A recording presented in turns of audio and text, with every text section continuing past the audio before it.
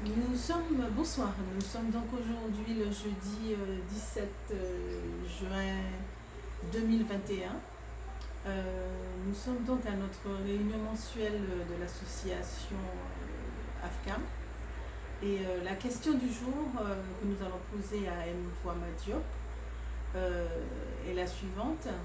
Quelle est la différence entre l'esclavage et ce qu'a vécu les Africains déportés vers les Caraïbes, les Amériques?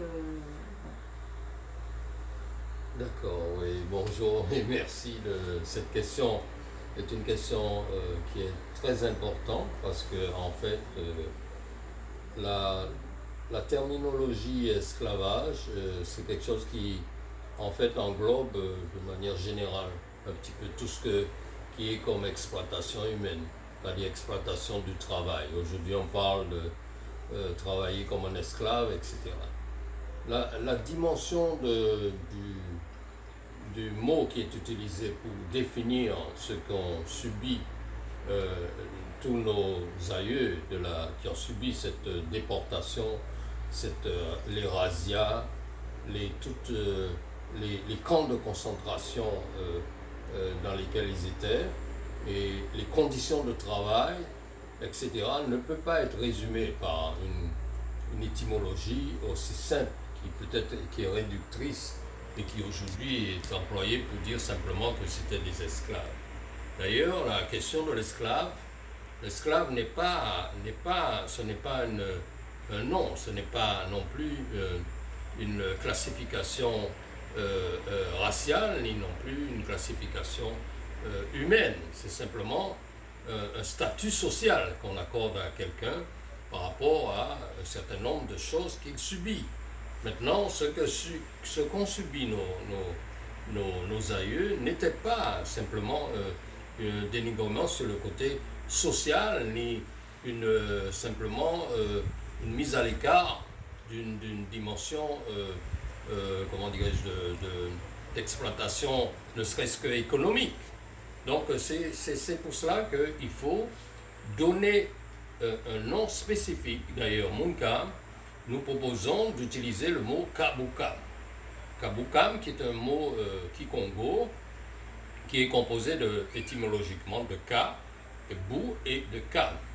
Donc Ka qui est l'énergie de l'être, donc le Bou qui est la destruction, et Kam qui vient de Kemt, donc qui est comme depuis l'origine, comment l'humanité, donc de Kama, les gens de Kama sont représentés.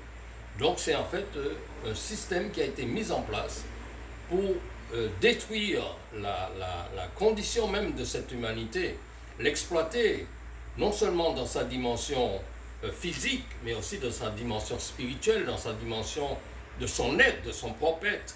C'est-à-dire occulter l'être lui-même pour arriver à en faire ce qu'on veut, le manipuler comme on veut, et ça, c'est pour ça qu'il faut éviter d'employer ce terme très réducteur qui est celui de l'esclavage pour parler de ce que nous avons subi. Merci. Merci pour toutes ces explications. Et le mois prochain, nous aurons une nouvelle question à laquelle j'espère pouvoir y répondre. Je m'excuse un petit peu de la fermeté de la façon sur la réponse, mais c'est parce que c'est quelque chose qui est important. Effectivement, nous devons appeler un chat un chat, un chien un chien, et donc ce n'est pas le cas. Le kaboukam, me semble-t-il, il faut que nous l'utilisions. Il faut que nous donnions des termes précis à ce que nous avons subi, à ce que notre civilisation a subi. Non pas qu'on nous impose ou qu'on nous laisse simplement dans une espèce d'illusion, de laisser employer, utiliser n'importe quel terme pour pouvoir donner une dimension aussi tragique, parce que c'est vraiment quelque chose qui dépasse tout entendement humain, parce que tant en termes de temps, de durée, qu'en termes de cruauté, il n'existe aucune dans l'humanité passé, aucune société qui a subi et qui subit encore sous d'autres formes ce que nous avons subi. Merci encore, Mathieu. Au mois prochain pour la prochaine question pour nos connaissances.